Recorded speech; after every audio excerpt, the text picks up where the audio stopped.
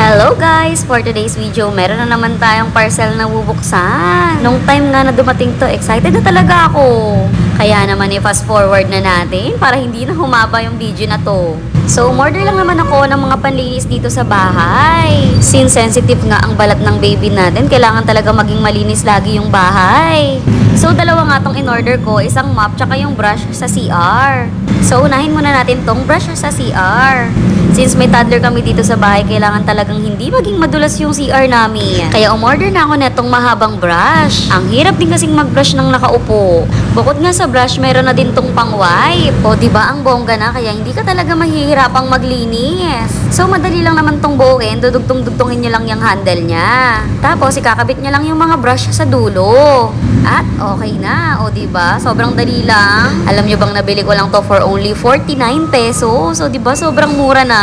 Ewan ko na lang talaga kung hindi ko pa kayo mabudol dyan. Kung bet nyo rin neto, alam nyo na, yung link nasa comment section. So next naman, umorder din ako ng spray mop. So may kasama na tong dalawang extra pad. Ang kaso may nangungulit na naman dito.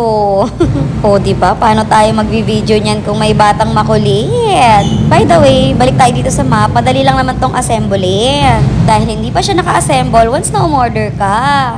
Pero wag kayong mag-alala dahil super dali lang talaga netong i-assemble. So ito yung pinaka-mop niya. Malapad din to, tapos na-adjust din yan.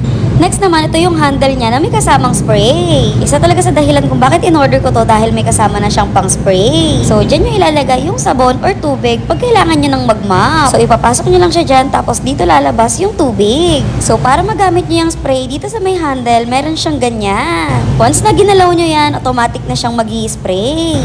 O, diba? Less hassle na to sa atin para maglinis ng bahay. So, pagdudugtungin nyo lang yung dalawang handle na yan. Tapos, dyan nyo naman i-shoot yung pinaka-mop. At okay na. Ewan ko na lang talaga kung tama rin pa akong mag-mop neto.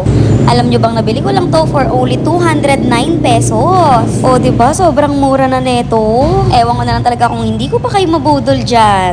Alam nyo na, yung link nasa comment section. So yun lang, salamat sa panonood. Bye guys!